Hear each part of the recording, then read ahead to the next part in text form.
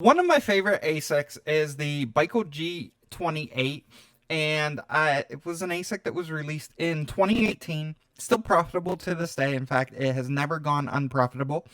And about a year ago, I covered that ASIC on my channel. It's actually Matt Electrons. He sold me that, so he also has a video on his channel. If you haven't seen that, go check that one out as well. But I actually bought another Baikal on Black Friday. So I came across this listing on eBay, and it was actually being sold by a fellow retro game collector.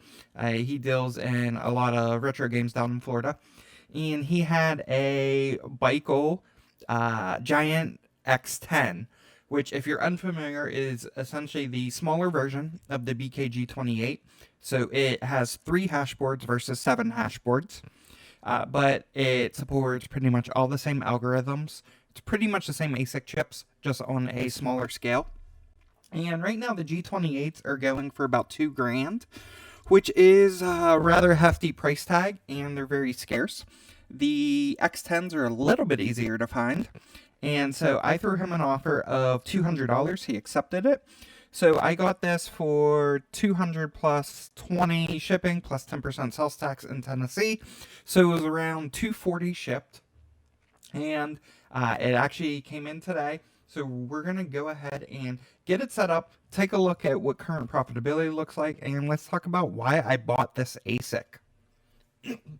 So as I mentioned, it was released in 2018. So if we hop on over to ASIC miner value and we go to the Baikal section and we scroll down, and take a look. Here is the BKX and here is the G28. Now these profitability numbers are kind of wrong because they have it mining Dash, which obviously there's a lot more powerful ASICs now. But the power of these units is that they can mine multiple algorithms. If we hop on over, you can see for this specific unit, we've got 10 gigahash, 630 watts on X11. But if we scroll down, we can see it does X11, Grotzel, X11 Ghost, NIST 5, Skeen, Myriad Grotzel, Qubit, and Quark. And what's really cool about this is Digibyte is actually on several of these algorithms. So there's actually really good coins you can mine with it. But we're going to be mining Grotzel. If we take a look at Grotzel, they say that it has a profitability of 10 cents, but that is actually inaccurate.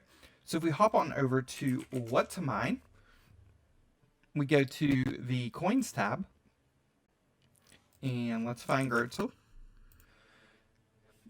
And the numbers we're working with here, these numbers are accurate from a hash rate power perspective. So we're getting 10 gigahash, 210 watts. Super low power draw. So we've got 10 gigahash at only 210 watts. And my power rate is 5 cents. I'm going to plug that in here. And we paid $240 at the door. So let's do that. Let's do current value from a difficulty perspective. And let's hit calculate. And based on this, our revenue is actually $1.22 a day. We're profiting almost $1 a day on this unit that only costs me $200. And we can see our break even is just under 250 days on this unit. This is a big reason why I bought it. I am actually running a local solo mining pool for Grotzel that I have my BKG28 on. See, we've hit 2 blocks. I just spun this pool up about 2 days ago. So we've hit 2 blocks so far. If we hop on over to CoinMarketCap, let's see what a block is currently worth. So Grotzel's currently about 55 cents, 56 cents, and a block is 5 coins right now. So it's $2.78 per block.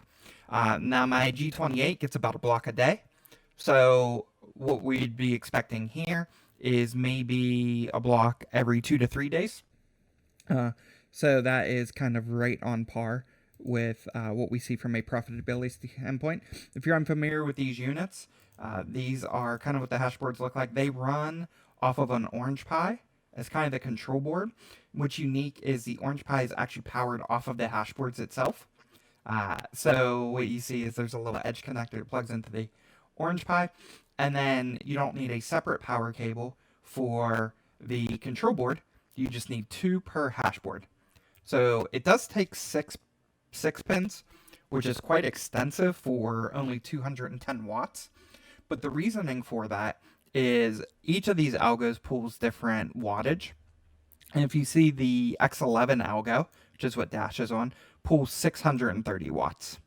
So definitely some substantial power. So we go ahead and we power up all of them, even though we're only drawing 210 watts. You can see if you mine Skeen, you're only pulling 120 watts. Myriad only pulls 150. So definitely a low power draw system. And let's just take, for fun, let's see what it would do on X11. So we get 10 gigahash at 630 watts.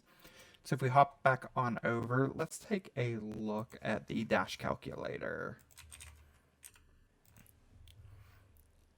And this would only be doing 10 gigahash, 630 watts, 5 cents power.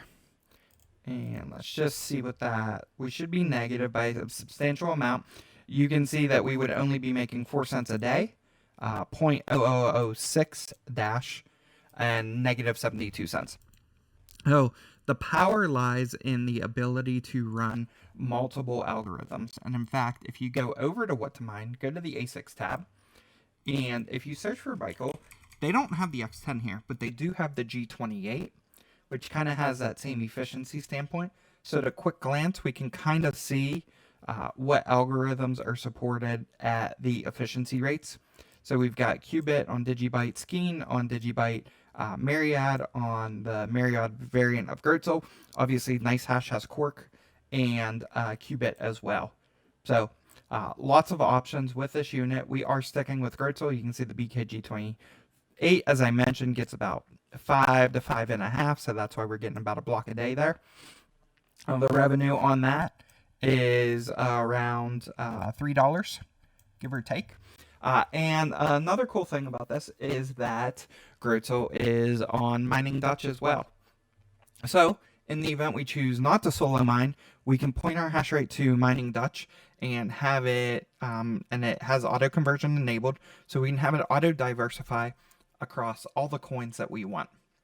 So that is another nice play as well. So these are some of my favorite machines to get. If you can find them. They can be a little pricey, especially the G28s, but to hop on over and configure it, another cool thing about these is when you set up your failover pool, you can set up your failover pool on a different algo, which is rather unique. So we've seen systems before like the gold shell miners where you have to pick the algo and then you can have your primary and failover pools, but they have to be within that same algo. But for this, whenever it switches to your failover pool, it can actually be on a different algo. So for us, we're going to do Gertzel. And we are going to do our local server, which is shown plus TCP : / 192.168.1.100. And let's double check what our port is for Gertzel. It is port 4002.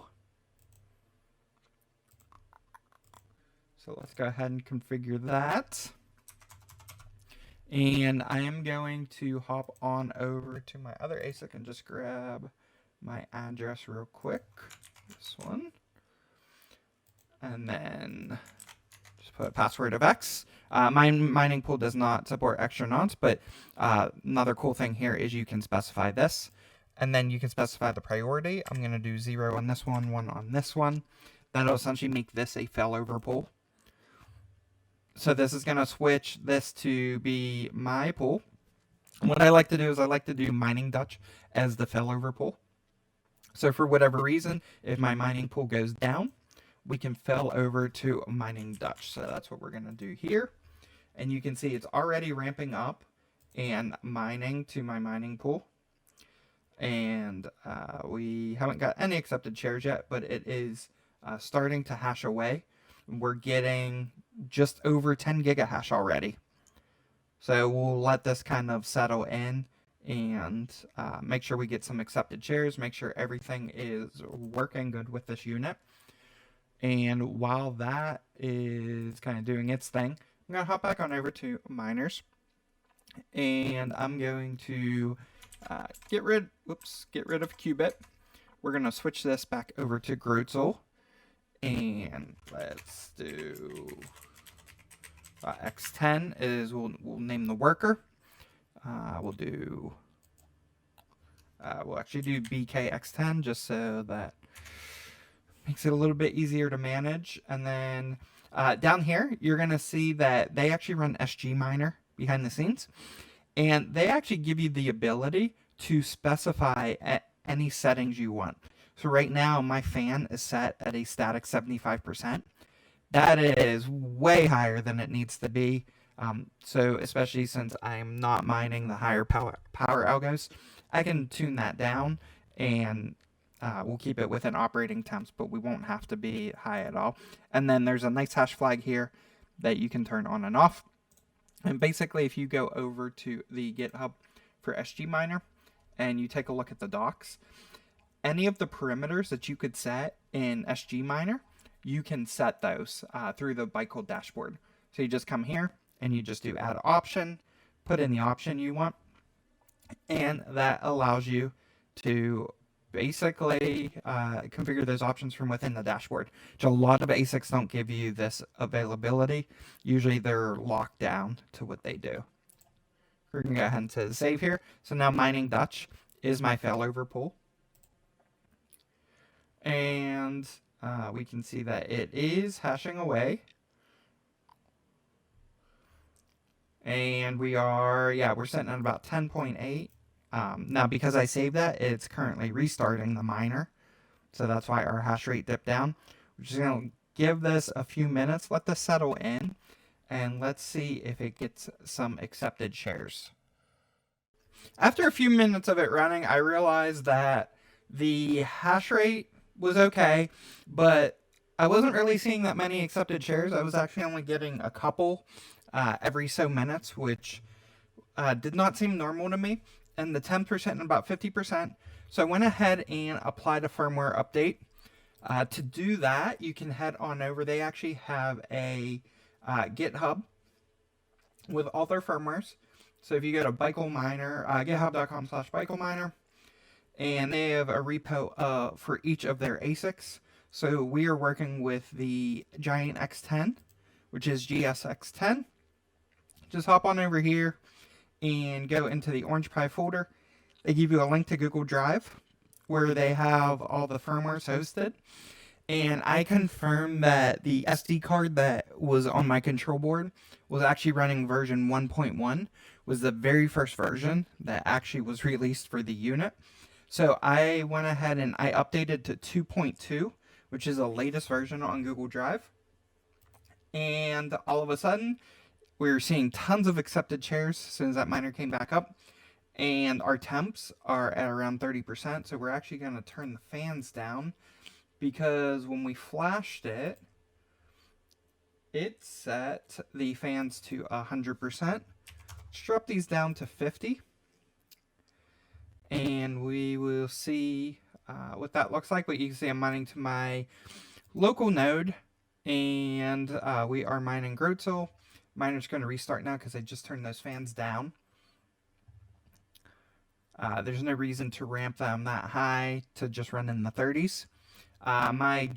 So in comparison, my G28 is running in the 30s, and those fans are only at 10%.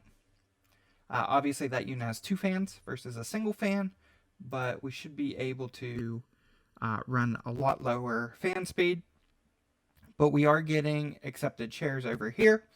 And if we hop on over to our dashboard, we can see we're getting tons of accepted shares.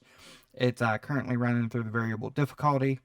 So the difficulty will settle in a few minutes there. But everything is now hashing away. Like I said, I did have to apply the OS upgrade.